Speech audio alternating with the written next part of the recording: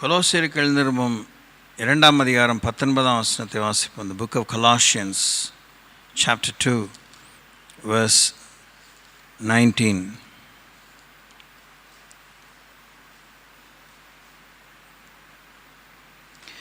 மாயமான தாழ்மையிலும் தேவ தூதர்களுக்கு செய்யும் ஆராதனையிலும் விருப்பமுற்று காணாதவைகளிலே துணிகரமாய் நுழைந்து தன் மாம்ச சிந்தையினாலே வீணாய் இருமாப்பு கொண்டிருக்கிற எவனும் உங்கள் பந்தய பொருளை நீங்கள் இழந்து போகும்படி உங்களை வஞ்சியாது இருக்க பாருங்கள். எவனும் உங்கள் பந்தய பொருளை நீங்கள் இழந்து போகும்படி உங்களை வஞ்சியாது இருக்க பாருங்கள். எவனும் உங்கள் பந்தய பொருளை நீங்கள் இழந்து போகும்படி உங்களை வஞ்சியாது இருக்க பாருங்கள்.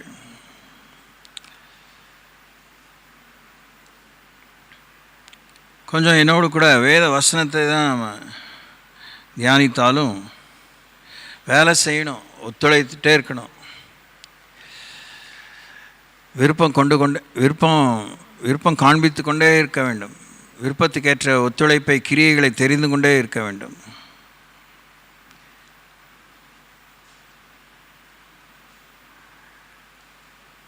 வஞ்சியாது இருக்க பாருங்கள், அது தனி சவால். பந்தய பொருள் தனி சவால். எவனும் எவளும் தனி சவால். Something to give full attention to.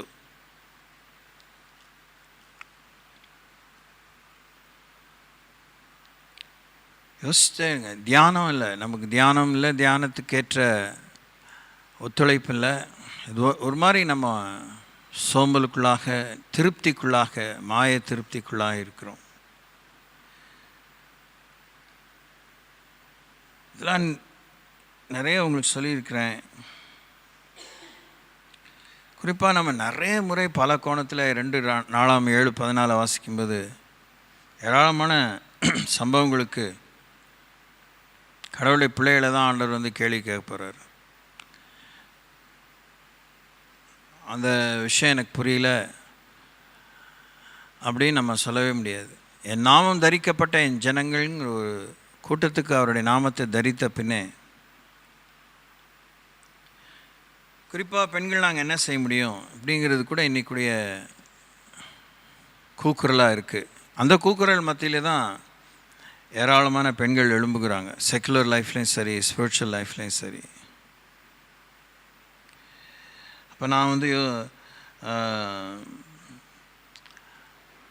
திகைத்து போகிறது, அதிர்ந்து போகிற விஷயம் என்னென்னா, வேலை செய்கிறாங்க,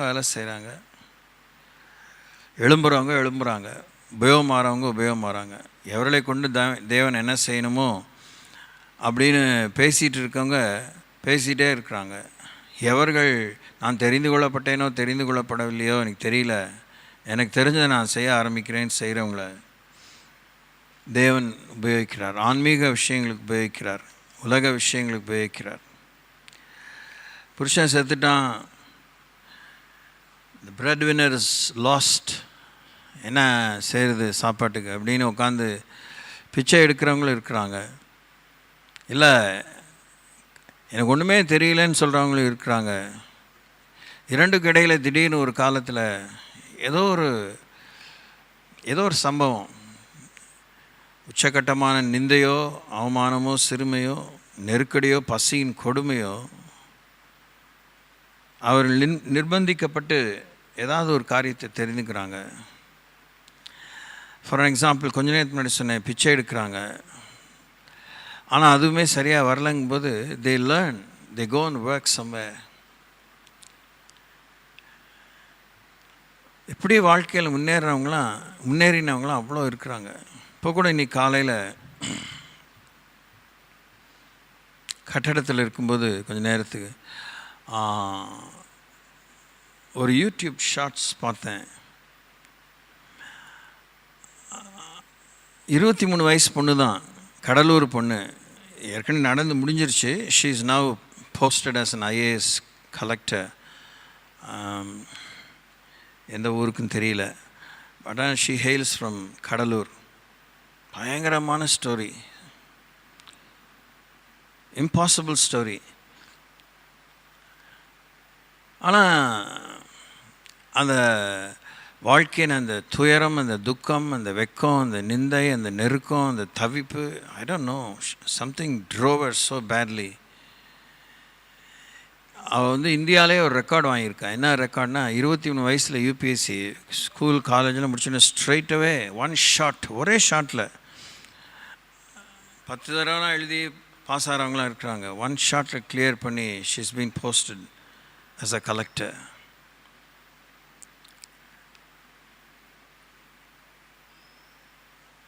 அந்த அம்மா அந்த ப்ரீஃபை சொல்லுது.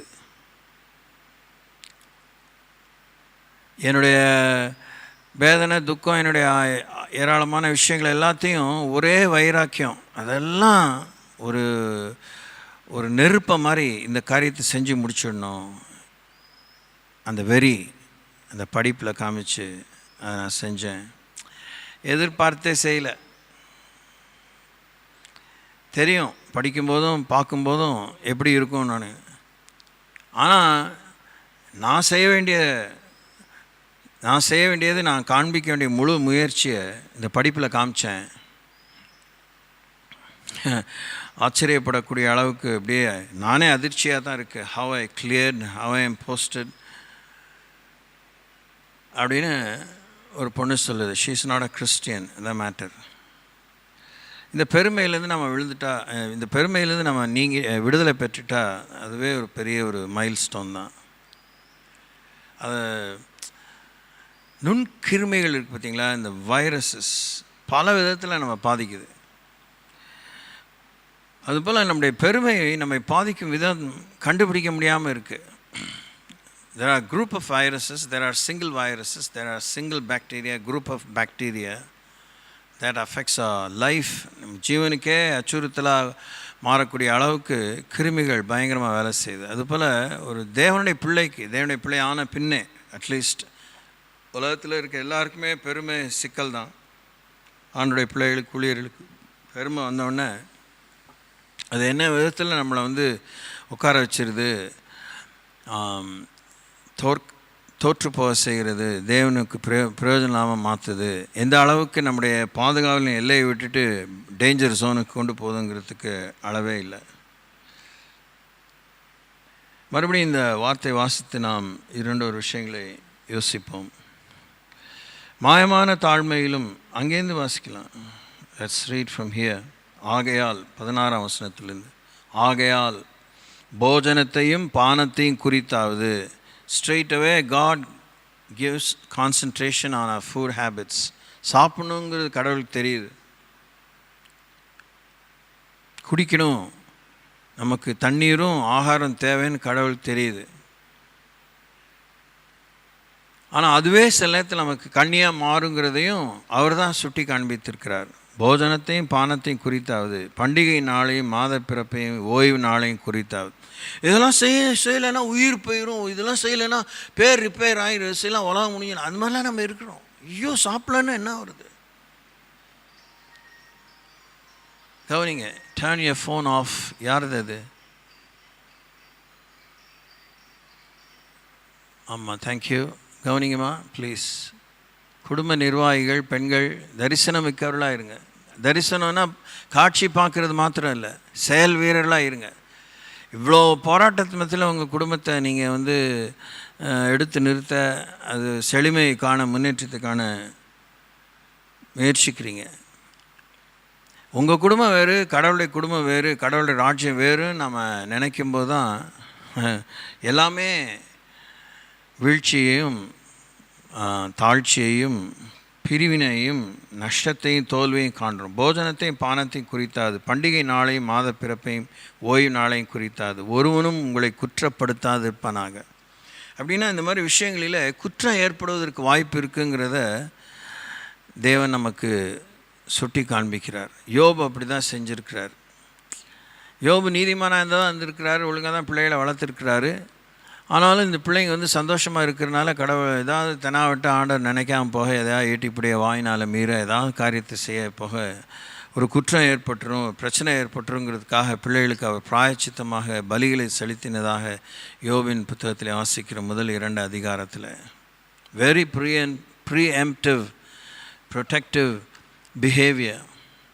வெள்ளம் வரத்துக்கு முன்னாடி அணை தான் போடணும். வெள்ளம் வந்தப்பா நிவாரணம் தான் கொடுக்க முடியும். நிவாரணம் பத்தாது. அது அழிச்சிட்டு போன அந்த அழிவை சீர்படுத்துறதுங்கிறது சாமானியமான விஷயமா இருக்காது. இதெல்லாம் நமக்கு தெரிஞ்சு தான் நம்ம வாழ்க்கையோடு விளையாண்டுட்ருக்கோம், நேரத்தோடு விளையாடுறோம். எல்லாத்தோடு நமக்கு ஒரு விளையாட்டு போக்கு, ஒரு கவனக்குறைவான போக்கு, தேவையில்லாத விஷயங்களுக்கு நாம் கவலை கொள்கிறோம். அவைகள் வரும் காரியங்களுக்கு நிழலாக இருக்கிறது. வரும் காரியங்களுக்கு நிழலாக இருக்கிறது. Whatever we do, there are few issues or events which function as a foreshadow of the things to come. இது ஒரு தீர்க்க தரிசன வசனம். நல்ல காலம் பிறக்குதுங்கிற சொல்கிற மாதிரி ஒரு வசனம்னு சொல்ல முடியாது. இதை விட பெரிய ஒரு வலிமையான தீர்க்க தரிசன வசனம். வரும் காரியங்களுக்கு நிழலாக இருக்கிறது. இப்போ இன்றைக்கி 2025 ஜூலை 4 நினைக்கிறேன் இன்றைக்கி. ஆமாம், ஒருவேளை கடவுளை வருகை தாமதிச்சு நெக்ஸ்ட் 26 ஜூலை 4 ஒரு காரியம் நடக்கிறதுக்கு இன்றைக்கி நம்ம நடந்துக்கிற போக்கு ஒரு நிழலாக இருக்கிறது. இன்றைக்கி நாம் விதைக்கிற விதை முற்பகல் செய்யின் பிற்பகல் விளையுங்கிறது போல் இருக்குது. இப்போ நம்ம நடந்துக்கிறது நம்முடைய வாழ்வின் சம்மந்தப்பட்ட விஷயங்களிலே முற்பகலாக இருக்குது. இதெல்லாம் அசுபுசுலாம் ஒப்பாரி வச்சு அதெல்லாம் ஒன்றுமே செய்ய முடியாது. வாழ்க்கையே விதைப்பு மறுப்பையும் சுற்றி தான் இருக்குது. வாழ்க்கையே விதைப்பு மறுப்பையும் சுற்றி தான் இருக்குது. Our life is a sowing of seeds and reaping. It's an agricultural responsibility. விவசாயத்துக்கு அடுத்த பொறுப்பு எப்படியோ அதுபோல் வாழ்வு ஒரு மாபெரும் விவசாயம். நிலத்தை உழ வேண்டும், நிலத்தை பாதுகாக்க வேண்டும், நிலத்தை வாங்க வேண்டும், நிலத்தை சொந்தம் கொள்ள வேண்டும். இல்லை குத்தகைக்கே கொடுத்ததுனால அதை ஒரு பொறுப்பாக நடத்தணும். நிலம் இல்லை, ஜாகிரதை. எஜமா நோஞ்சான், லூஸு, பேக்கு, பழக்க தெரியாது அப்படிலாம் கணக்கு போடாது. எஜமானுக்கு எப்போ சூடு சொரணை வருதோ, வீராப்பு வருதோ, முதல்ல குத்தகை முறிச்சிடுவான். He'll wind up the contract. இதெல்லாம் பற்றி ஜீசஸ் தான் பேசியிருக்கார், ரவி பேசல. ஸோ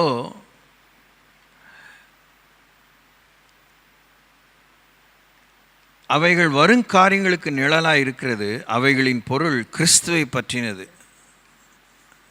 ஏன் அது தீர்க்க தரிசனம்னு சொன்னேன்? இயேசு தான் நம்ம வாழ்வின் மையம். இயேசு தான் நம்முடைய சாயல். நேற்றைக்கு பாஸ்டர் ஆமோஸுடைய மகளுடைய என்ன சொல்வது, திருமண வரவேற்பு நிகழ்ச்சி. ஒருவேளை நான் செங்கோட்டைக்கு போயிருந்தா கூட, if I have been given a chance I would have spoken that. அவ பேர் கிஃப்டா வெரோனிகா. வெரோனிகாங்கிற வார்த்தைக்கு என்ன அர்த்தம்னா ட்ரூ இமேஜ், மெய்யான உருவம், சாயல், மெய் உருவம். What a name. எனக்கு அதுதான். அப்போ ஒவ்வொரு பிள்ளைகளுக்கு பேரை வைக்கிறேன். அந்த கருத்து, அந்த பேருடைய கருத்து கிறிஸ்துவை பற்றினதுங்கிறதுக்காக நான் உங்களுக்கு சொல்கிறேன். I am not bringing any reference to that girl. அந்த பிள்ளைக்குமே ஒரு விஷயம் அதை பற்றி சம்மந்தம் இருந்தாலும் அதை பற்றி நான் மிகவும் லேசாக கோடு காமித்தாலும் it is speaking so much to me, volumes. நம்முடைய வாழ்க்கை கிறிஸ்துவை பற்றினது, கிறிஸ்துவுக்கு சம்பந்தப்பட்டது, கிறிஸ்துவை பற்றி கொண்ட விஷயம். கிறிஸ்து நம்ம மேல் பதிக்கப்பட்டிருக்கிறார். ஒரு வீட்டில் சேர் ஹெல்ப் பண்ணோன்னா எலவேஷன் பியூட்டிஃபை பண்ணணுன்னா இப்போ ஆஃப்லைட் பயங்கரமாக அட்டகாசமாக இருக்குது. பில்டிங் கட்டுமான முறைகளும் கட்டுமான பணியில் இருக்கக்கூடிய அநேக விஷயங்கள் ஆச்சரியமாக இருக்குது. அழகுபடுத்துவதும் அதை ஒரு ஒரு வகைப்படுத்துவதுமான விஷயங்கள். Various different kinds of materials are used. ஆனால் அடிப்படையாக இருக்கிற அந்த செவுத்து மேலே தான் அதை செய்ய முடியும். செய்யும்போதே அப்படி செய்ய முடியாது. இதெல்லாம் பொழுத போக்குறதுக்கு அரிய வழக்கத்தை நாங்கள் சொல்லலை. கேளுங்க, கேட்குறதோ இல்லாமல் இருக்கிறத செலவு பண்ணால் தான் கொடுக்குறத இன்னும் கொடுத்துட்டே இருப்பார். அது ரொம்ப கசப்பான உண்மை நான் பார்க்குறேன் கிறிஸ்துவ வாழ்க்கையில். இருக்கிறத செலவு பண்ணாமல் சேர்த்து வைக்கிறதுக்கு நீங்கள் கேட்டுகிட்டே இருந்தீங்கன்னா சேர்த்து வைப்பீங்க, இஷ்டத்துக்கு சேர்த்து வைப்பீங்க, ஒன்று கூட உங்களால் அனுபவிக்க முடியாது. அது இன்னும் அதை விட பயங்கர கசப்பான உண்மை. இதெல்லாம் என் அபிப்பிராயம் கிடையாது, எல்லாம் பிரசங்கி புஸ்தகத்தில் இருக்கிற பேருண்மைகள். For all that King Solomon enjoyed, he lost his character. நினச்சதெல்லாம் விரும்பினதெல்லாம் தொட்டதெல்லாம் பொண்ணாங்கிறப்பெல்லாம் அவன் விளக்கின காரியம்னு ஒன்றுமே கிடையாது. எல்லாத்தையும் அனுபவித்தார், ஆனால் வாழ்க்கையில் ஒழுக்கக்கேடாக இருந்திருக்கிறார். அவருடைய முடிவை பற்றி நம்ம கையில் இல்லை. That's none of our business. கிறிஸ்துவை பற்றினது அது ஒரு பெரிய தீம். ஓகே, வஞ்சிக்கப்படாதிருங்கள், அது ஒரு தீம். எப்படிலாம் வஞ்சனை, என்னென்ன விதமான வஞ்சனை இருக்குது, யாரெல்லாம் வஞ்சிக்கப்படுறாங்க, யார் வஞ்சிக்கப்பட முடியும், எவனும் எவளும், that's something to look into. உங்கள் பந்தய பொருளை, பந்தய பொருள் ஒரு தீம். உங்கள் பந்தய பொருளை அப்படிங்கும்போது உனக்குன்னு ஒரு பந்தய பொருள் இருக்குது, உனக்குன்னு ஒரு பரிசு இருக்குது, உனக்குன்னு ஒரு முடிவு இருக்குது, உனக்குன்னு ஒரு உன்னை பற்றி ஒரு எதிர்பார்ப்பு இருக்குது, உன்னை பற்றி தேவனுடைய திட்டம் இருக்குது, தேவனுடைய தீர்மானம் இருக்குது. திட்டம் வேறு, தீர்மானம் வேறு. ஆனால் ஒன்றோடு ஒன்று இணைந்தது. நீங்கள் எவனும் உங்கள் பந்தய பொருளை நீங்கள் இழந்து போகாதபடி, இழந்து போகக்கூடியவைகள் உண்டு, இழக்க கொடுக்கக்கூடியவைகள் உண்டு. It is not forever.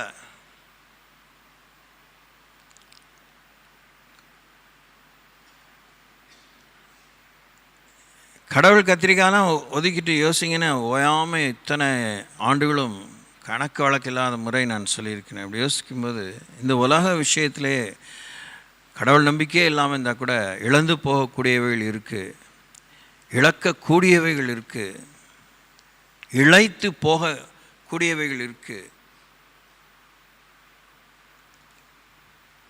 நீங்கள் இழந்து போகும்படி வஞ்சிக்கப்படக்கூடிய காரியங்கள் இருக்குது, ஏமாந்து போகக்கூடிய காரியங்கள் இருக்குது.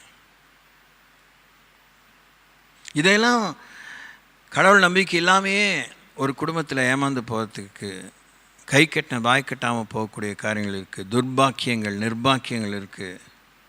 But people are fighting it out. ஜனங்கள்லாம் போராடி எதிர்நீச்சல் போட்டு தான் வாழ்க்கையில் முன்னேறுறாங்க. ஆனால் தேவனுடைய பிள்ளைகள் நமக்காக அவர் எல்லாற்றையும் செய்து முடித்திருக்க வாழைப்பழ தோல் சோம்பேறிகளாக இருக்கும், அதை உரிக்க கூட யோசிக்கிறோம்.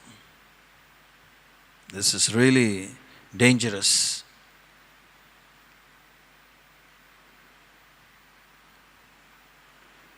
இப்படி கடவுள் நம்பிக்கை இல்லாமல் எதிர்நீச்சல் போட்டு வாழ்க்கையில் சாதிச்சவர்களும் எழுப்பினவர்கள் இருக்கிறாங்க. யாருக்காக, எதுக்காக? மரணத்துக்கு பின்னே முடிவில்லா வாழ்வுக்கு அது எவ்வளோ உபயோகமாக இருக்கும் அவங்க அறியார்கள். அறிந்தும் இப்போதைக்கு அனுபவிக்காமல் அப்புறம் என்னப்பா அப்படின்னு ஒரு பேச்சை பேசி அதிலே மூழ்கிட்டு இருக்காங்க. இப்போ தான் அடிக்கடி நான் உங்களுக்கு சொல்கிறது, நம்ம தான் தீர்மானிக்கணும். முடிவில்லா வாழ்வை பற்றி உங்களுக்கு நம்பிக்கை இருந்தால் இந்த வார்த்தையெல்லாம் நீங்கள் ஏற்றுக்கலாம், இல்லைன்னா எஞ்சி போயிட்டே இருக்கலாம் வீட்டுக்கு. 1008 வேலை இருக்கும், நீங்கள் போய் ரெஸ்ட் கூட எடுக்கலாம், நோ ப்ராப்ளம், தூங்கலாம், do whatever you want to. ஆனால் முடிவில்லா வாழ்க்கை ஒன்று இருக்குது, மரணத்துக்கு பின்னே ஒரு வாழ்க்கை ஒன்று இருக்குது, அது அன்னாரோடு வாழணும் அப்படிங்கிற தீர்மானம் இருந்தால் you have to give attention to, நீ கவனம் செலுத்தி தான் ஆகணும். ஆமென். ஸோ இந்த வாழ்க்கை இந்த உலகத்தோடு முடிய போகுதுன்னா நீங்கள் இந்த மாதிரி டென்ஷன் ஆகணும், கவனத்தை செலுத்தணுங்கிற தலையெழுத்தே கிடையாது. ஆனால் அவங்களுக்கெல்லாம் உழைக்கிறவங்களுக்கு என்ன யோசிக்கிறாங்க, நான் நல்லா இல்லாட்டினாலும் என் பிள்ளைங்க நல்லா இருக்கட்டும் அப்படின்னு யோசிக்கிறாங்க. They have a sense of purpose. அந்த பிள்ளையோட எதிர்காலம் எப்படி இருக்கும் அவங்களுக்கு தெரியாது. But they want it to be safe. அது பாதுகாவலாக அமையணும் அப்படின்னு எதிர்பார்க்குறாங்க.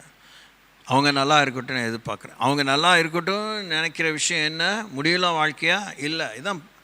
அப்போ முடிவில்லா வாழ்க்கையை பற்றிய தெளிவு நமக்கு கிடச்சி இருந்தும் ஏன் நம்ம இவ்வளோ கேர்லெஸ்ஸாக இருக்கோம்? ஏன் உலக விஷயங்களிலேயே இயேசு விவேகம் பண்ணிவிட்டு, அதான் அந்த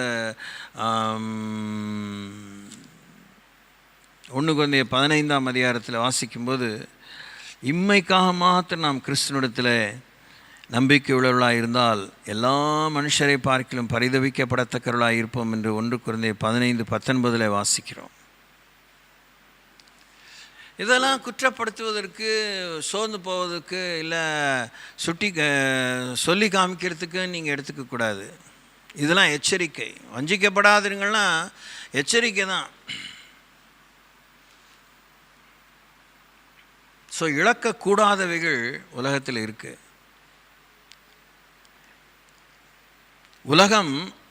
உலகத்தாலே, பிசாசாலே, மாம்சத்தாலே, மண்ணாசை, பெண்ணாசை, பொன்னாசையாலே, கண்களின்சி மாம்சத்தின் ஜீவனத்தின் பெருமையாலே வஞ்சிக்கப்பட்ட கூட்டம்தான் திரளான கூட்டம். அவைகளிலிருந்து விடுதலை ஆக்கப்பட்டு ஆண்டவராலே காக்கப்பட்டு வருகிற கூட்டமாக சிறு மந்தையாக தான் இருக்கிறோம். நம்ம பெரு மந்தையாக மாறணும்.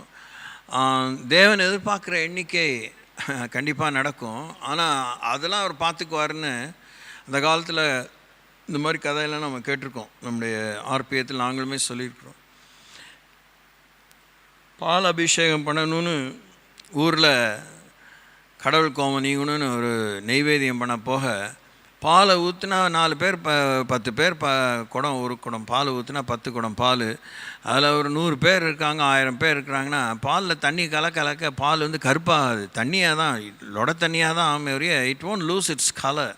Maybe it be very thin, very fading. அப்படி தான் நம்ம ஏமாற்றிக்கிட்டு இருக்கோம். அப்படி தான் நம்ம யோசிச்சுருக்கோம். வஞ்சிக்கப்படாதிருங்கள். மாயமான தாழ்மை நம்மை வஞ்சிக்கிறது. தேவ தூதர்களுக்கு செய்யும் ஆராதனை, அதில் காண்பிக்கும் விருப்பம் நம்மை வஞ்சிக்கிறது. தேவ தூதர்களுக்கும் நமக்கும் சம்பந்தம் உண்டு. ஆனால் நாம் போய் டைரெக்டாக அவங்களோட சம்பந்தம் கொள்ளுறதுக்கு தேவன் எங்கேயுமே ஆலோசனை கொடுக்கல, அனுமதியும் கொடுக்கல, போதனை கொடுக்கல. அப்பா உனக்காக ரைட் அண்ட் லெஃப்ட் ஒரு தேவத்தை வச்சுருக்கிறேன், have some connection with him அப்படின்னு சொல்லலை. எனக்கு தெரிஞ்ச அறிவில் ஆனானப்பட்ட மிகாவேல் ஆனால் என்ன, காபிரியல் ஆனால் என்ன, வேறு என்ன தூதனாக இருந்தால் என்ன? Angels have no direct connectivity with us, but they are doing it by themselves by the order of God. தேவன் தருகிற கட்டளை நிமித்தம் அவர்கள் தானாகவே தங்கள் வேலையை நமக்காக செஞ்சிட்டு இருக்கிறாங்க. அவங்க பணிவிடை தூதர்கள் தான். பணிவிடைக்காரர் உலகம் முழுசு இருக்கிறாங்க. பலவிதமான பணிகள் இருக்குது. ஆனால் அவங்க பணியை அமர்த்தினா தான் வேலை செய்வாங்க இல்லையா? ஆனால் நமக்காக அவர்களை தேவன் பணி அமர்த்தி இருக்கிறார். அவர்கள் அந்த பணியை செய்கிறார்கள். எங்கள் வீட்டில் கட்டட தொழிலுக்கு பணி அமர்த்தி இருக்கிறோம். அவர்களுக்கு கூலி கொடுத்தா செய்கிறாங்க. ஆனால் அந்த வேலைக்காரங்க உங்கள் வீட்டில் வந்து செய்வாங்களா? இல்லை சார், அந்த வேலையை முடிச்சுட்டு வரேன், நாளைக்கு உங்கள் வீட்டில் வரேன் சார், கூலி இவ்வளோ சார் அப்படின்னு சொல்லுவாங்க. அதே மாதிரி தான் the angels appointed unto you and to me and to the church will work only for Christ, not for us, our women fancy. நம்ம விருப்பத்துக்கு ஏற்றவண்ணமாக தேவதூதர்கள் வேலை செய்ய மாட்டாங்க. அப்போது ஏன் அந்த தேவதூதர்களுக்கு செலுத்தும் ஆராதனைகளை நம்ம விருப்பம் கொள்ளணும்? ஏதாவது தூதனை அனுப்புங்க ஆண்டவரை ஏன் கேட்கணும்? தூதர்களையே விசாரிக்கக்கூடிய அளவுக்கு நம்முடைய அந்தஸ்து உயர்த்தப்பட்ட அளவு இருக்கும்போது why would we want to go after angels? நீ ஏஞ்சல்ஸ்லாம் வேணான்னு சொல்ல வேணாம், அது அவசியம் இல்லாத பேச்சு.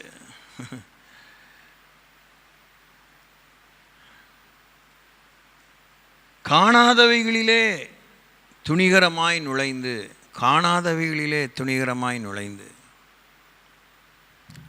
எல்லாம் அது மாத்திரம் சொல்லுங்கள். காணாதவைகளிலே துணிகரமாய் நுழைந்து. நல்லா சொல்லுங்கள், நல்லா சொல்லுங்கள். அந்த தப்பை சுட்டி காமிச்சு குற்றப்படுத்தலை. பெண்கள் நிறையவே செய்கிறீங்க. Yes or no?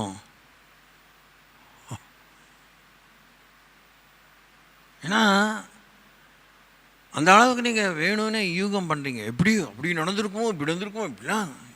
Y do you want to guess யார்? காணாதவைகளிலே துணிகரமாய் நுழைந்து வாயால் செயலால் பற்ற வைக்கிறதால.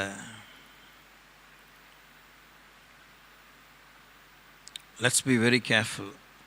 ஆண்கள் செய்கிறதுலன்னு சொல்ல வரல, உடனே அந்த மாதிரி நேரோ ஆட்டிடியூடாக இருக்கணும். அவன் இவங்களும் பெரிய யோகியமா இப்படி யோசிக்க என்ன ஆகுது? நம்ம படுகொலி ஜாஸ்தி ஆகிட்டே இருக்குது. காணாதவைகளிலே துணிகரமாய் நுழைந்து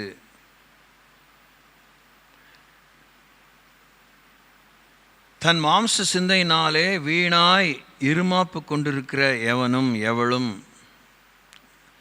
அவனுடைய பந்தய பொருளை இழந்து போகும்படி யாதாம் ஒருவன் ஒருத்தி உங்களை வஞ்சியாது இருக்க பாருங்கள். பிசாசு உங்களை வஞ்சியாது இருக்க பாருங்கள்.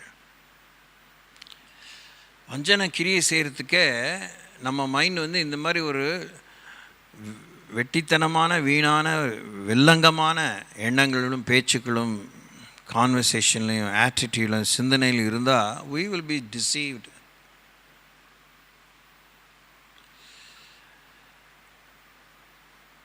கர்த்தரை பற்றி நம்ம முழுசாக எல்லாம் காணலை. ஆனால் கர்த்தரை பற்றி காண வேண்டிய அளவுக்கு அப்படியே காட்சி கண்ணை எப்படியே நிற்கிதுன்னு சொல்கிறவங்களே, கண்ணிலே அப்படியே நிற்கிது அப்படின்லாம் சொல்லி கேள்விப்பட்டிருப்பீங்களா? வசனத்தை அப்படி படித்து தியானித்தா கர்த்தரை பற்றி நம்ம காணலைலாம் சொல்லி பொய்யே சொல்ல வேணாம், அப்படி நிற்பார். அப்படி அவருடைய உண்மை நம்ம கண்ணை நிறைச்சிருக்கும். But we don't do that இல்லை. அதனால் என்ன ஆகுது? தேவையில்லாத விஷயங்கள்லாம் பேசி, தேவையில்லாத விஷயங்கள்லாம் யோசித்து, சௌக்கியத்தை இழந்து, வார்த்தையை இழந்து, தரத்தை இழந்து, பொறுப்பை இழந்து, கரிசனை இழந்து, ஏமாந்து போனதுனால ஏமாற்றுகிற எண்ணம் வந்துடும். we become very wicked. ரொம்ப டேஞ்சரஸான கிரவுண்ட். அதுக்கு முன்னாடி நீங்கள் யோசிங்க. இப்போ 12ஆம் வசனத்தில் வாசிங்க.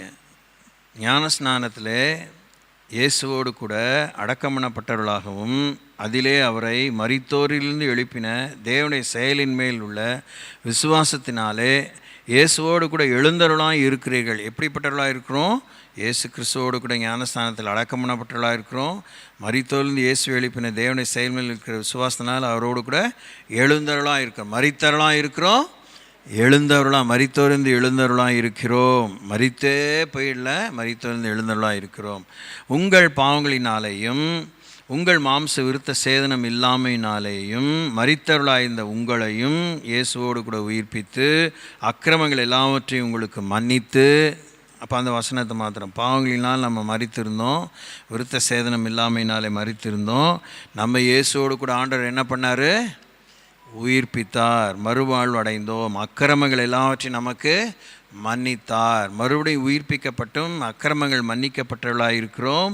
இயேசுவோடு கூட மரித்து அடக்கமனப்பட்டவர்களாக இருக்கிறோம். மரித்தோர் உயிரோடு எழுப்பினவர்களாக இருக்கிறோம்.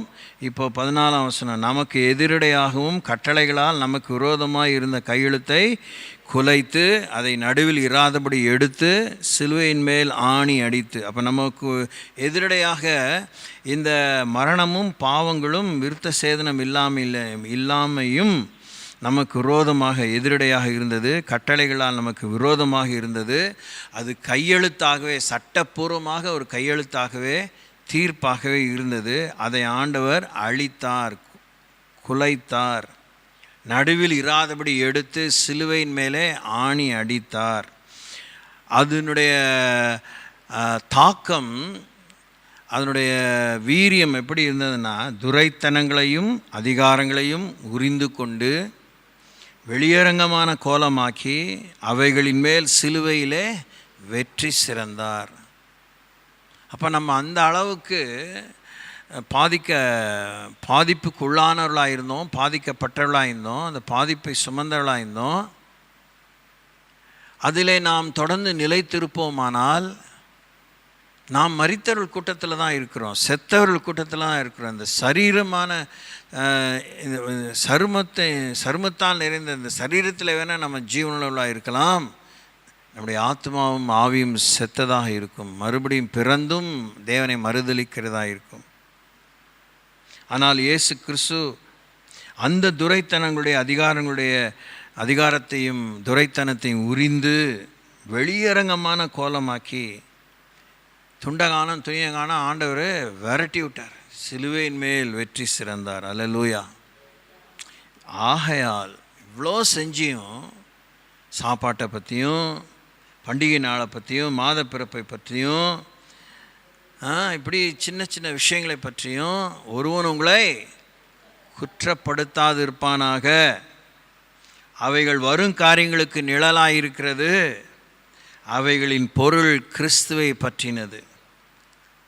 கணுக்களாலும் கட்டுகளாலும் உதவி பெற்று இணைக்கப்பட்டு தேவ வளர்ச்சியாய் வளர்ந்தேறுகிற சரீரம் முழுவதையும் ஆதரிக்கிற தலையை பற்றி கொள்ளாமல் மாயமான தாழ்மையிலும் தேவனுடைய தூதர்களுக்கு செய்யும் ஆராதனையிலும் விருப்பமுற்று காணாதவைகளிலே துணிகரமாய் நுழைந்து தன் மாம்ச சிந்தனையினாலே வீணாய் இருமாப்பு கொண்டிருக்கிற எவனும் உங்கள் பந்தய பொருளை நீங்கள் இழந்து போகும்படி உங்களை வஞ்சியாது இருக்க பாருங்கள்.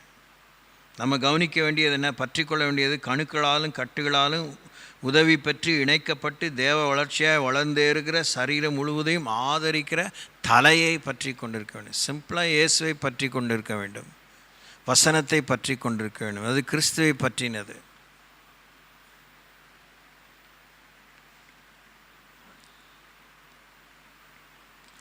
தமிழில் ஒரு காரியம் சொல்லுவாங்க, தப்பாக நினைக்காதீங்க. வேலையில்லா அம்பட்டை பூனையை பிடிச்சி சிறைச்சானா அப்படின்னு கேள்விப்பட்டிருங்க.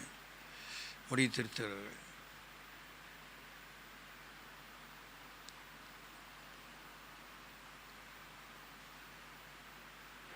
அப்படியே அந்த ஒரு கூற்றை இந்த வசனத்துக்கு ஒப்பிட்டு யோசித்து பாருங்கள்.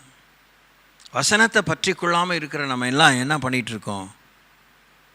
கிறிஸ்துவை பற்றி கொள்ளாமல் இருக்கிற நம்ம எண்ணத்தை தான் பற்றி கொண்டு இருக்கிறோம். வேறு எண்ணத்தையோ பற்றி கொண்டு இருக்கிறோம். அது சொல்கிறதுக்கு நமக்கு வாய் வரல. வேறு யாரையோ பற்றி கொண்டிருக்கிறோம், வேறு எதையோ பற்றி கொண்டிருக்கிறோம். மாயமான தாழ்மையை பற்றி கொண்டிருக்கிறோம். தேவதூதர்களுக்கு செய்யும் ஆராதனை பற்றி கொண்டிருக்கிறோம். காணாதவைகளை பற்றி கொண்டிருக்கிறோம். அப்படி இருக்கும் இப்படி இருக்கும் அப்படின்னு மார்க் போட்டுட்ருக்கோம். மாம்ச சிந்தையை பற்றி கொண்டிருக்கிறோம். இருமாப்பை பற்றி கொண்டிருக்கிறோம். பந்தய பொருளை விட்டுட்டோம். புடியெல்லாம் போயிடுச்சு, தளர்ந்து போச்சு, புடியே இல்லை. அதனால் அதெல்லாம் பிசாசு பிடிச்சிக்கிட்டான், அதை அபகரிக்கிறான். காக்காவை பற்றி ஆஹா ஓஹோன்னு பேசினோன்னா கான்னு வாயை திறக்க தான் நரி பேசுன்னு காக்காவுக்கு தெரியல. காக்காவும் ஒரு தந்திரமான பிராணி தான், அறிவுள்ள பிராணி தான், கண்டிப்பாக பறவை தான். நிறையும் அறிவுள்ள பறவை தான். இப்போ என்ன நமக்குள்ளே இருக்கிற பெரிய போராட்டம், எவ்வளோ வசனங்களை கேட்டாலும் செயல் வீராங்கனைகளாக இல்லை. இன்றைக்கி எவ்வளோ காரியங்களை எடுத்து சொல்ல கேட்டீங்க. இந்த எல்லைக்குள்ளாக ரட்சிக்கப்படாத மக்களுக்குள்ளாக, தமிழர்களுக்குள்ளாக நீங்கள் போவீங்களா? அவங்களுக்கு சொல்லுவீங்களா? அவங்கள ஒருத்தரையாவது ஆதாயப்படுத்தும்படி சீடனாக்கும்படி முயற்சிப்பீங்களா? உங்களுக்குள்ளே இருந்து வல்லமை வெளிப்பட துடிப்பீங்களா? உங்களுக்குள்ளே இருந்து தேவ பிரசனம் வெளிப்பட ஆவலாக இருப்பீங்களா? தேவ மகிமை உங்களை நிறைக்க விட்டு கொடுப்பீங்களா? அதை யோசிங்க. அதை பற்றி கொள்ளலைன்னா வேறு என்னத்தையும் வேறு தேவையில்லாத விஷயம்லாம் அவங்க வாழ்க்கையில் ஒட்டிக்கும். அதை விரட்டுறது அவ்வளோ பெரிய போராட்டமாக தான் இருக்குது. ஒட்டி கொள்கிற விஷயத்தை பொறுத்து இருக்குது, ஒட்டி கொள்ளுகிற அந்த சர்ஃபேஸ் அதை பொறுத்து இருக்குது. எங்கள் வீட்டில் கண்ணாடி ஒட்டியிருக்கோம். கண்ணாடி ஃப்ரேம் பண்ணியும் வச்சுருக்கோம். ஆனால் அந்த ஒட்டுற கண்ணாடியை இனிமேல் பாராங்களை ஏதோ சுற்றியில் போய் உடைச்சாதான் எடுக்க முடியும் சார். அந்த மாதிரி டெக்னாலஜி வந்துருச்சு. ஏன்னா அந்த மாதிரி ஒரு இந்த விரல்லே பாதி தான் அந்த டபுள் சைட் டேப்பு. அது விசேஷமான க்ளூ, கெமிக்கல் நிறைந்த டேப்பு. அந்த பக்கம் ஒட்டும், இந்த பக்கம் ஒட்டும், பிடிச்சிக்கும். ஆனால் ஒரு தடவை பிடிச்சிருச்சுன்னா இரும்பு பொடி தான், உடும்பு பொடி தான், அதை உடைக்க தான் முடியும் சார். ஒன்றுமே செய்ய முடியாது. அதில் செலவு பண்ண ஆயிரக்கணக்கான ரூபாயும் வேஸ்ட்டு. திருத்தவே முடியாது. அதான் கீரிலாம் ஒன்றுலாம் பண்ண முடியாது. அது கல் சார், அது கண்ணாடி இல்லை. வைக்கும்போது கண்ணாடி வச்ச பிற்பாடு அது கல், அதை உடைக்க தான் முடியும். அடாடா அப்படின்னா ஒரு நிமிஷம் அப்படி தான் தோணுச்சு. அப்படியா, இவ்வளோ ரிஸ்கியா, இவ்வளோ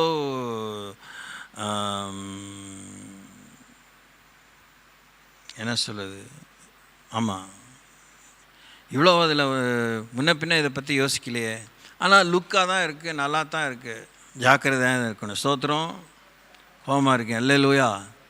வாழ்க்கை பிரகாசமாக இருக்கணும்னா நல்லா தான் இருக்கும், பார்க்குறவங்களாம் நல்லா இருக்கணும், நம்ம தான் ஜாக்கிரதையாக இருக்கணும். ஆமேன். நம்ம ஜாக்கிரதையாக இல்லைன்னா கல்லடி தான், இரும்படி தான், சம்மட்டி அடி தான்.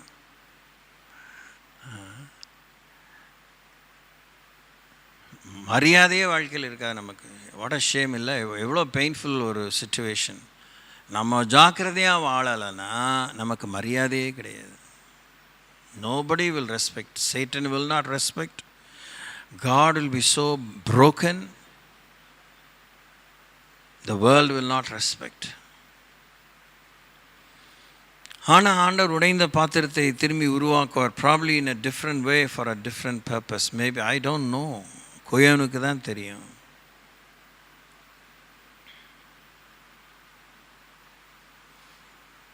ஓகே, வெரி ஃபர்ஸ்ட் விஷயம், விலையேற பெற்ற ரட்சிப்பை இழந்துடாதீங்க. ஞானம் கேட்டுகிட்டே இருங்க, விருப்பம் கேட்டுகிட்டே இருங்க. விலையேற பெற்ற ரட்சிப்பை இழந்து போகாதிருங்க. 2 எபிரேயர்கள் 4ஆம் அதிகாரம் 2ஆம் அதிகாரம் 4ஆம் வசனம். அடையாளங்களினாலும் அற்புதங்களினாலும் பலவிதமான பலத்த செய்கைகளினாலும் தம்முடைய சித்தத்தின்படி பகிர்ந்து கொடுத்த பரிசுத்தாவின் வரங்களினாலும் தேவன் தாமே சாட்சி கொடுத்ததுமாயிருக்கிற எவ்வளோ பெரிதான ரட்சிப்பை குறித்து கவலையிட்டிருப்போமானால் தண்டனைக்கு எப்படி தப்பித்து கொள்வோம்? ரட்சிப்பை இழந்து போகாதிருங்கள். ரட்சிப்பை கரிசனையாக காத்து கொள்ளுங்கள். ரட்சிப்பை கரிசனையாக காத்து கொள்ளுங்கள். பாதுகாவல் நமக்கு எப்போ ரொம்ப அதிகமாக தேவை சொல்லுங்கள். இந்த கேள்விக்கு சரியாக பதில் சொல்லுங்கள். ரொம்ப அறிவாளிகள். அப்பா, இதுதான் நீங்கள் சொல்லுவீங்க எதிர்பார்த்தேன். கரெக்டு. ஆபத்து வரும்போது நமக்கு பாதுகாவல் வேணும். வேறு ஏதாவது பதில் இருக்கா? அறிவு ஜீவிகள்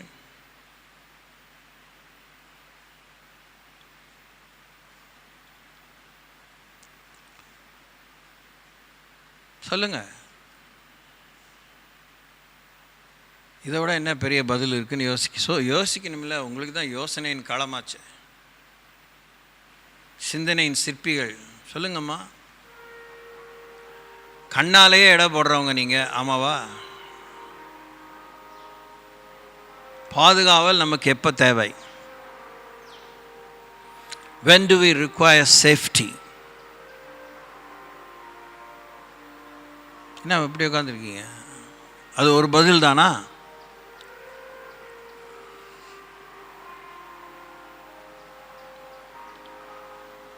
பதில் சொல்லுங்க.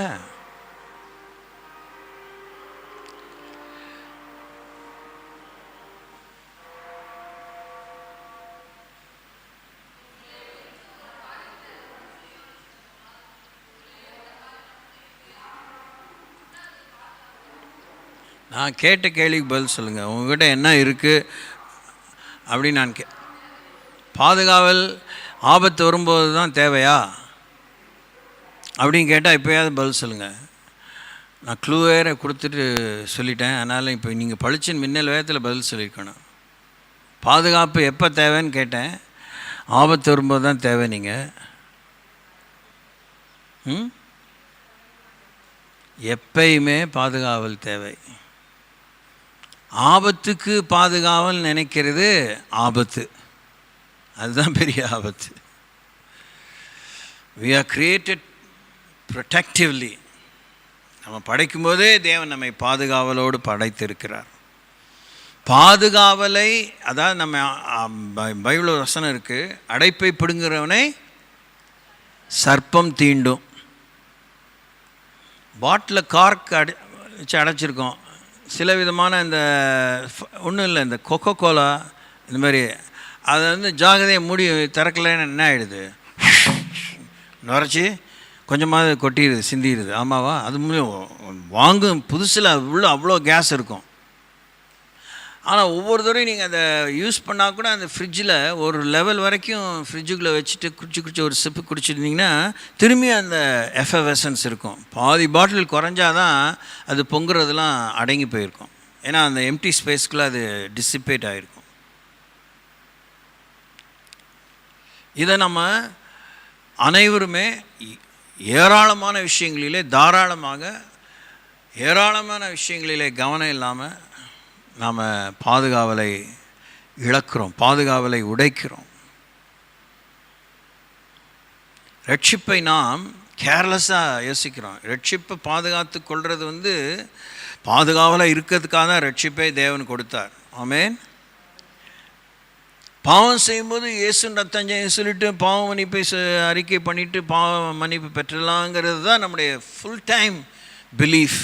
முழுக்க வாழ்க்கை முழுசு இது பேசிகிட்டு இருக்க இந்த நேரம் வரைக்கும் அதான் நம்முடைய பழக்கமாயிடுச்சு.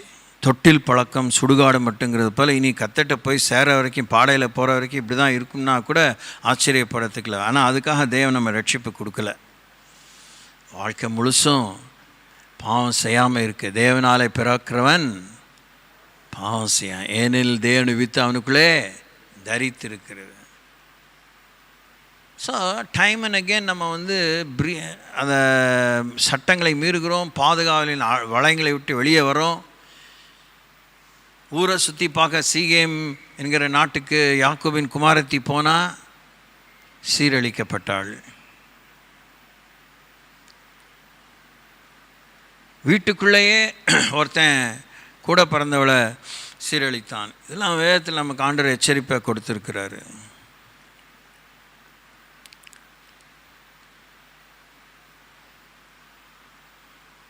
ரட்சிப்பை இழந்து போகாமல் இருக்க, ஏமாந்து போகாமல் இருக்க, வஞ்சிக்கப்படாமல் இருக்க, அது விலையேற பெற்றதுன்னு சொல்கிறாங்க. இப்போ கவனிங்களே, இன்னும் ஒரு கேள்வி. நீங்கள் உண்மையை தான் சொல்லணும். உண்மையை சொன்னீங்கன்னா நீங்கள் தான், உங்களுக்கு தான் அது பலன். நீங்கள் பொய் சொன்னால் உங்களுக்கு தான் நஷ்டம். எனக்கு லாபம் இல்லை, நஷ்டம் இல்லை. இப்போ உங்கள் வைர மூக்குத்தி, பொன் மூக்குத்தியோட வைர மூக்குத்தி விலை உயர்ந்ததா விலை குறைந்ததா? எது விலை உயர்ந்தது? வைர மூக்குத்தி பொன் மூக்குத்தியோட. அப்பா, சரி, அதில் தெளிவாக இருக்கீங்களா? எல்லோரும் ஒரே கட்சி தானே, இல்லையா? 2 கட்சி இருக்கீங்களா? வைர மூக்குத்தி பொன் மூக்குத்தியோட விலையேற பெற்றது. ஃபைனலாக எஸ் ஆர் நோ? எஸ். இப்போ வைர மூக்குத்தியோட ரட்சிப்பு விலையேற பெற்றதா, வைர மூக்குத்தி விலையேற பெற்றதா? யாரை கவுக்க?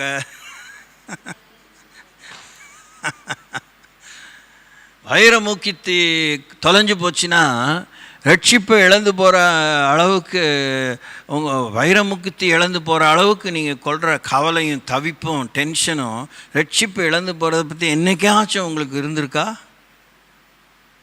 எப்படி வேணால் திருட்டு முடிக்கலாம். 360 டிகிரிஸில் பித்துக்குழி மாதிரி இருக்கலாம், பேந்த முழிக்கலாம், இந்த பூனையும் பால் குடிக்குமான்னு இருக்கலாம்.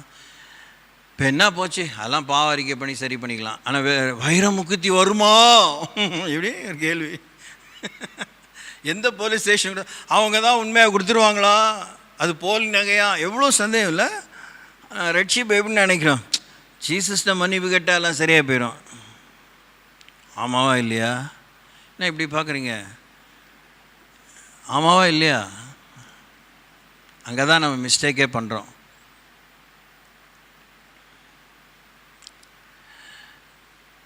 வைர மூக்குத்தி தொலைஞ்சு போச்சுன்னா தொலைச்ச நமக்கு நஷ்டம், திருடின அவனுக்கு எடுத்த அவனுக்கு லாபமா? தொலைச்ச நமக்கு நஷ்டம், திருடின வழிபறியினாலேயோ இல்லை எப்படியோ திருட்டினாலேயோ எடுத்த அவனுக்கு என்ன?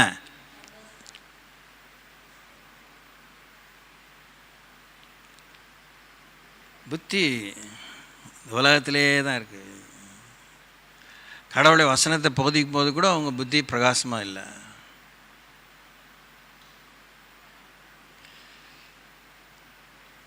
யோசிங்க, கீப் திங்கிங். பயமா? சரி, எதை குறித்து? சரி, ஓகே.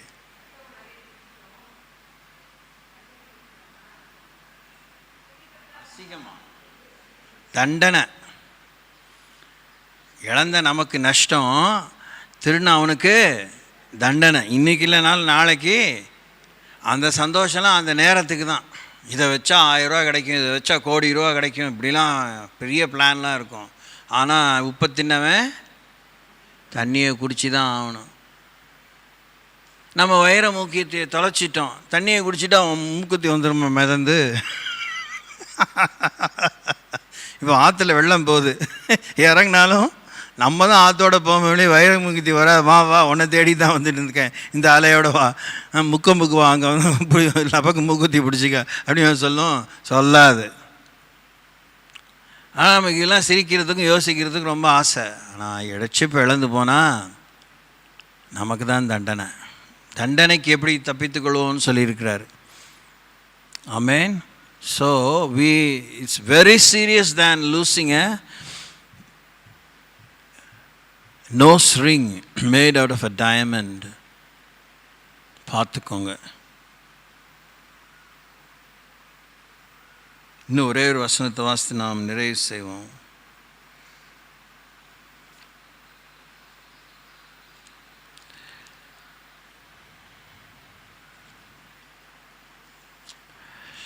அப்போஸ்தலர் நடபடிகள் 10ஆம் அதிகாரம் 38ஆம் வசனம், பரிச்சயமான வசனம். நசரேயனாகிய இயேசுவை தேவன் பரிசுத்தாவினால் வல்லமையினால் அபிஷேகம் பண்ணினார். தேவன் அவருடனே கூட இருந்தபடினால் அவர் நன்மை செய்கிறவராயும் பிசாசின் வல்லமையில் அகப்பட்ட யாவரையும் குணமாக்குகிறவராயும் சுற்றி திரிந்தார். எல்லாரும் சேர்ந்து வாசிங்க.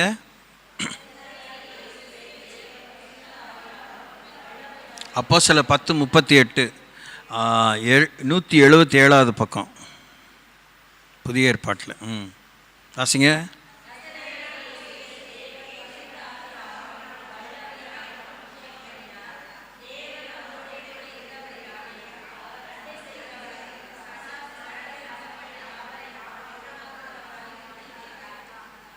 ஓகே, இது இயேசுவை பற்றி உண்மையான வார்த்தையா இல்லையா? உண்மையான வார்த்தையா இல்லையா? உண்மையான வார்த்தை. இது உங்களை பற்றி உண்மையான வார்த்தையா இல்லையா? Yes or no? எஸ். உங்களை ஆண்டவர் பரிசுத்தான வல்லமையினால் அபிஷேகத்திருக்கிறாரா இல்லையா? இல்லை, சொல்லுங்கள். ஆமாம். அப்போ பரிசுத்தான வல்லமை, பரிசுத்தாவியானவர் வல்லமை உங்களுக்குள்ளே இருக்க போக அபிஷேகம் பண்ணப்பட்ட நீங்கள், உங்களோடு கூட தேவன் இருக்காரா இல்லையா? இருக்காரா? இருக்காரு. உங்கள் கூட தேவன் இருந்து நீங்கள் பரிசுத்தான வல்லமையினால் அபிஷேகம் பண்ணப்பட்டிருந்தா நீங்கள் என்ன செஞ்சுட்டு இருக்கணுமா? என்னெல்லாம் செஞ்சுட்டு சுற்றி திரியணுமா? நன்மை செய்கிறலாம் சுற்றி திரியணும். முதல்ல நன்மை செய்யலாம் சுற்றி திரிகிறீங்களா? நீங்கள் தான் யோசிக்கணும். அடுத்தது, பிசாசின் வல்லமையில் அகப்பட்ட யாவரையும் குணமாக்கிட்டு இருக்கீங்களா? இல்லை என்னத்தை செஞ்சுட்டு சுற்றி திணிச்சிட்டு இருக்கீங்க? இந்த உண்மையை என்கிட்ட நீங்கள் சொல்ல வேணாம், வேஸ்ட்டு. பக்கத்துலேயும் சொல்ல முடியாத உண்மையாக இருந்தால் சொல்ல வேணாம். பரிசுத்தாவின் வல்லமையையும் அபிஷேகத்தையும் இழந்து போகாதீங்க. நன்மை செய்கிறவா சுற்றி திரிய வேண்டிய நம்ம நன்மை செய்யாமல் போயிட்டா பழி பாவம் நம்மேல் சுமரும். யார் சொன்னா? குஷ்டரோகிகள் சொன்னாங்க. ஆமாவா? இது சந்தோஷப்பட வேண்டிய நாள். நம்ம ஊரில் போய் நம்மளை அவங்க கல்லெறிஞ்சு கொண்டாலும் பரவாயில்ல, பஞ்சம் தீர விஷயத்தை பற்றிய ஒரு ஆலோசனையை அரண்மனைக்கு யார் மூலமாக தெரிவிப்போம்னு சொல்லி கோட்டை வாசலுக்குள்ளே அவங்க போய் சொன்னாங்க. குற்றம் அவர் மேல் சுமந்ததா இல்லையாங்கிறது வேதம் நமக்கு சொல்லலை. நற்செய்தி சொன்னார்கள் என்று மாத்திரம் வேதம் நமக்கு சொல்லுது. Praise lord. நற்செய்தி சொல்லாமல் போனால் தான் குற்றம். ஆனால் அவங்க சொன்னதுனால அவங்க குஷ்டரோகிகள் தானேன்னு நினைக்காம வெளியே வந்து பார்த்தா எதிரிகள் பாளையத்தில் எல்லாம் செத்து மாண்டு கிடக்கிறாங்க. அவங்களுடைய எல்லா உடைமைகளையும் விட்டுட்டு ஓடி போனதை அவங்க பார்த்து 3 நாள் வரைக்கும் அவங்க கொள்ளையடித்ததாக வேதத்தில் வாசிக்கிறோம்.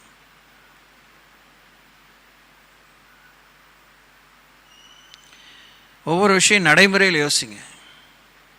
ஏட்டு சுரக்காய் வேதம் இல்லை. பாடப்புத்தகத்தில் பார்க்குற ஆப்பிளோ சுரக்காயோ இல்லை பீர்க்கங்காயோ அல்ல. இது மெய்யான போஜனம், மெய்யான உணவு, மெய்யான நீதி, மெய்யான நியாயம், மெய்யான சத்தியம், மெய்யான வல்லமை, மெய்யான ஆலோசனை, மெய்யானவருடைய சாட்சி.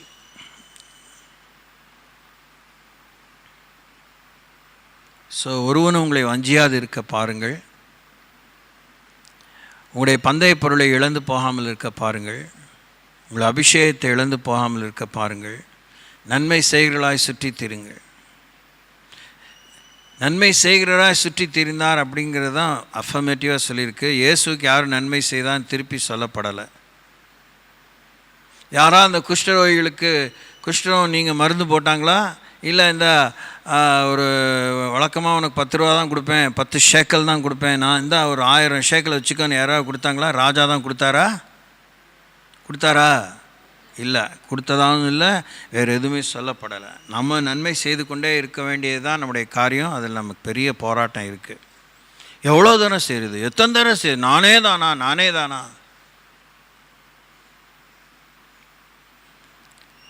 இதில் ஒரு முக்கியமான ஒரு சின்ன விஷயத்தை சொல்லி நான் நிறைவு செய்ய விரும்புகிறேன். ஒரு 1000 முறை நம்ம நன்மை செய்யணும்னு தீர்மானமாக நம்மளை பற்றி தேவன் இருக்கிறான்னு வச்சுக்கோங்க.